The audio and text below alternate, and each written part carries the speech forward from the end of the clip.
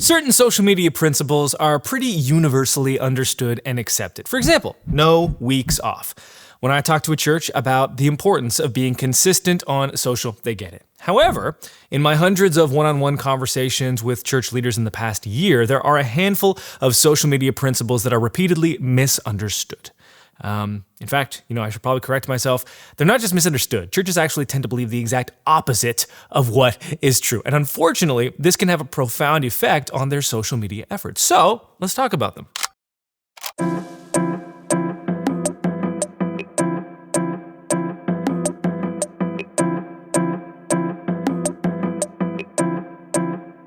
Myth number 1, churches regularly feel compelled to post every sermon clip on social before the next sermon is preached in person. Here's why that's not only unnecessary, but actually harmful, and why I always recommend churches publish their sermon clips on a week's delay. Now, we already talked about the singular non-negotiable of social media, no weeks off. Post timing, hashtags, doing a collab post or not doing a collab post.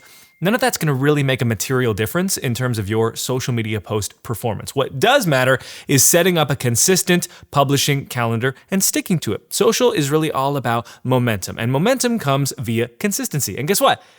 The unexpected happens, especially in church, meaning you put yourself in a vulnerable spot if the pressure is on to get sermon clips out the day or two after a sermon is preached. What if you're pulled onto another project, into another responsibility? You wear multiple hats at church, right? What if revisions take longer than normal? What if insert any potential disruption you can think of happens? Invariably, there will be a hiccup. Your posts will get delayed and your schedule will get nixed. And now you're trying to get a bunch of clips out near the end of the week before the next sermon is preached. You had nothing on social for the start of the week and you had a bunch at the end because you're tethered to this unrealistic idea that you must post clips before the next sermon. Now, you might say, well, Braid, isn't it weird to post a sermon clip from a week ago after another sermon has already been preached? No, and here's why. Think about your own social media feed. More than half of what you see is from accounts that you choose not to follow, right? Well, that means that's true for every person in your church as well. The reality of the discovery era of social that we are in right now is that you won't see every post from every account, even the ones that you choose to follow. You also won't necessarily see them close to when they were published in terms of time.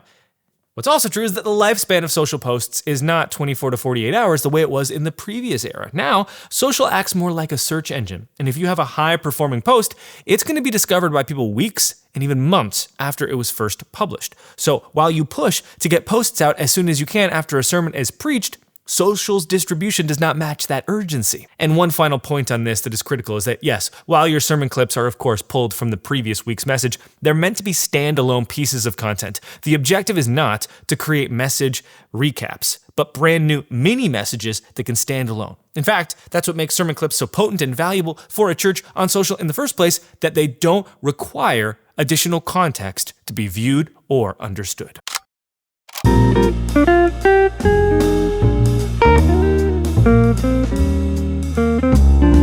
Another costly mistake on social media too many churches make, with big consequences, because if you don't fix it, you're going to end up reaching fewer people in your local community.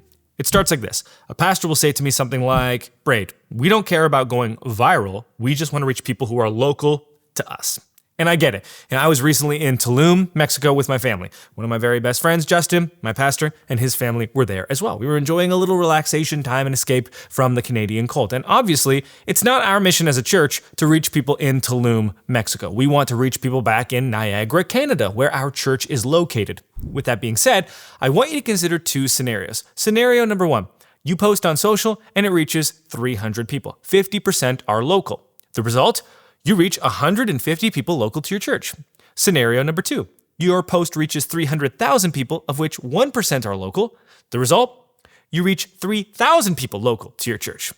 This is the paradox. The best way to reach local is to go viral. Said differently, your objective should be to reach as broad of an audience as possible. To make a point, here's a testimony from an Aussie pastor saying, quote, we had a sermon clip hit 12 million views on social. At first, I thought it was just views with no real world impact to our attendance on Sunday. Turns out more and more new people I meet I asked them how they heard about us. Points back to that video. One of our guys, who's now a key part of the team and in a Connect group, said, "I saw that video and I thought you must be some preacher from far away in the States. I clicked on your profile and realized you're 15 minutes away from me, so I came next Sunday."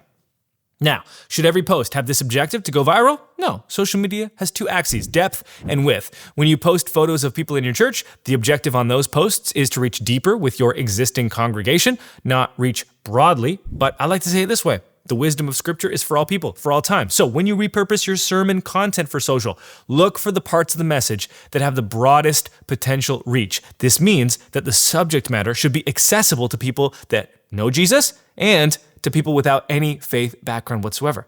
If that's not quite landing with you, here are a few examples where the wisdom of Scripture intersects with the needs of the world. Relationships, identity, purpose, friendship, marriage, parenting, finances, and remember this. The more you reach broadly, the more you reach locally.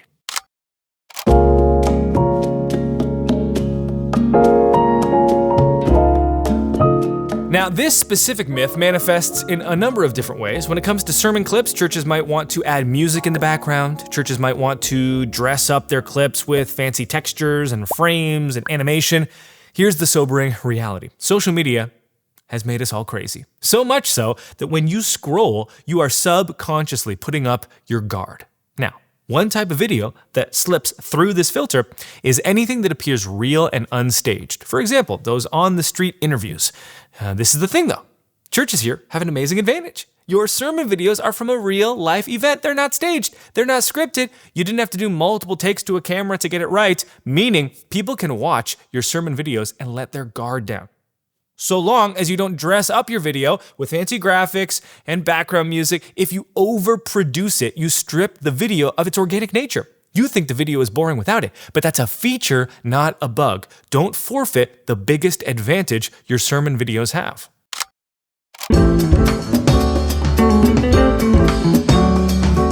Pastors very often don't love the idea of publishing sermon clips on social because they don't want it to appear like they're trying to become, a famous social media pastor. And I get it. And I've heard people make that criticism of others. And honestly, it kind of bothers me. Because when was the last time that a Christian leader visited another church and thought to themselves during the sermon, wow, another pastor putting themselves on a stage to preach during a service? That would be an absurd criticism. As a matter of fact, if you visited a church and the pastor did not preach the Bible, that would be cause for concern. No? Now imagine this. Free platforms exist where 2/3 of the world's population spends their time. But it's self-serving to preach the gospel there? Okay, so let me get this straight. Example A, come to me at my church building and you can hear the gospel. That's good. Example B, I'll go to you and preach the gospel where you are. That's selfish ambitions. We need more people talking about how great Jesus is on social media, not less. Thousands of years ago, Jesus said, go into all the world and preach the gospel. You are now one of the only humans in the history of the world that can do that for free. Agreed. Power and influence will always have the potential to corrupt. That's true for stages in buildings. It's true for stages online. And while it's true that not everyone has pure intentions, it's upsetting when I see Christian leaders ascribe bad motives to others without knowing them. What does it say about us when we see brothers and sisters sharing the gospel online? That our first impulse is to think that they're doing it for selfish gain instead of being faithful to the Great Commission. I'll say it again. We need more people talking about how great Jesus is on social media, not less. To that end, if your church does need help with social and you'd like to work with me and my team directly, you can book a call with me at socialsermons.com. Here are the aggregate performance numbers for the 150 plus churches that we worked with over the course of 2024, the last year. And we do have limited spots each month, which is why I do like to meet with every church in an intro call face-to-face to make sure that we're a good fit for them and they're a good fit for us. You can just click the book a call button at socialsermons.com.